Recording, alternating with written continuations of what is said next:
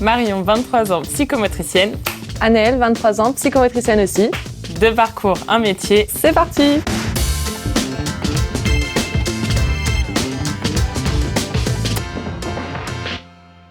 Moi, je travaille auprès d'enfants polyhandicapés dans un institut médico-éducatif avec des enfants polyhandicapés qui présentent du coup un retard mental et moteur.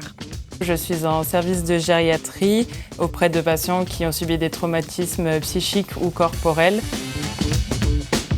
J'ai fait un bac ES, après j'ai fait une classe préparatoire qui m'a permis d'accéder à l'ISRP de Boulogne-Billancourt. Moi, j'ai fait un bac technologique. Ensuite, j'ai suivi le même cursus que Marion. Du coup, pendant 3 ans, j'ai étudié des matières théoriques, du médico-social, de l'anatomie et de la pratique avec de l'alternance. J'ai fait mes 2 dernières années d'études en alternance. Ça m'a permis d'être à la fois sur le terrain en étant rémunérée et à l'issue, on est souvent recruté parce que c'est un métier dans lequel on a beaucoup de départs à la retraite et qui est également en plein essor. Oula! Alors, pour faire simple, on est là pour accompagner le patient à mettre en lien son corps et son aspect psychologique.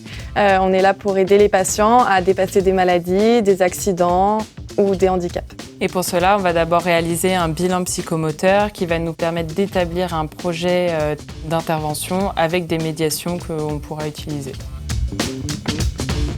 Oui, ce sont des outils qui vont nous permettre de rééduquer notre patient. Ça peut être du théâtre, de la danse, du sport et de la relaxation. Moi, j'ai un patient, par exemple, qui est en fauteuil et qui présente un retard mental et qui avait une césure entre le haut et le bas de son corps. Donc, grâce à la relaxation, j'ai pu l'accompagner à prendre conscience de son corps. Et puis, progressivement, avec l'équipe, on l'a accompagné pour mettre en place un déplacement à 4 pattes.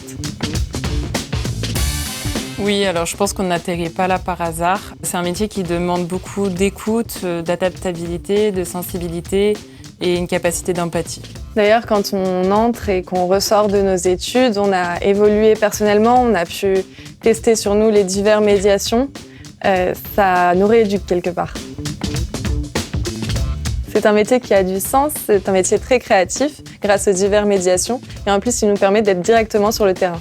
Et puis c'est un métier où on n'est jamais seul, on travaille en équipe avec des kinés qui vont intervenir sur le plan moteur, des ergothérapeutes, des psychologues et également des professions du secteur social. D'abord continuer à apprendre et puis à terme pourquoi pas faire de l'enseignement et ouvrir mon cabinet. Et moi, je me suis rendu compte que le polyhandicap n'était pas très connu dans mon métier, donc je souhaiterais le développer les connaissances en faisant de la recherche et pouvoir, pourquoi pas, mettre en place de nouveaux outils.